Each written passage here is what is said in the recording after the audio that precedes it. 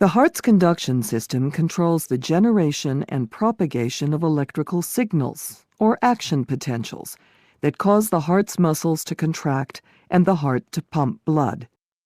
This electrical activity can be measured at electrodes placed at specific points on the skin, from which a composite recording is produced in the form of a graph.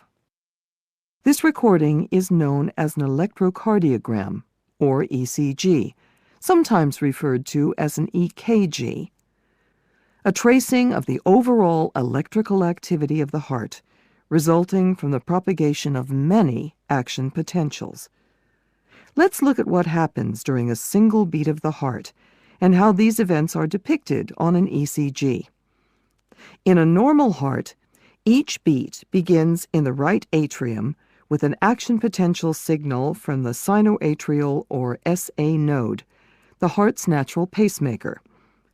The signal spreads across both atria, causing the muscle cells to depolarize and contract, inducing a phase known as atrial systole.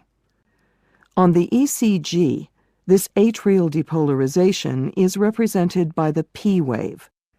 The period of conduction that follows atrial systole and precedes the contraction of the ventricles is depicted on the ECG by the PR segment, a flat line following the P wave. When the signal leaves the atria, it enters the ventricles via the atrioventricular or AV node, located in the interatrial septum. It enters the bundle of His and spreads through the bundle branches and the large diameter Purkinje fibers along the ventricle walls. As the signal spreads through the ventricles, the contractile fibers depolarize and contract very rapidly, inducing ventricular systole. The ECG's QRS complex represents this rapid ventricular depolarization. Atrial repolarization also occurs at this time, but any atrial activity is hidden on the ECG by the QRS complex. Finally, as the signal passes out of the ventricles, the ventricular walls start to relax and recover, a state described as ventricular diastole.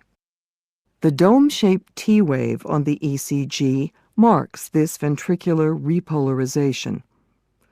On the ECG, the ST segment depicts the period when the ventricles are depolarized. The QT interval represents the time it takes for both depolarization and repolarization of the ventricles to occur. The sequence of events just described and the associated ECG trace repeats with every heartbeat.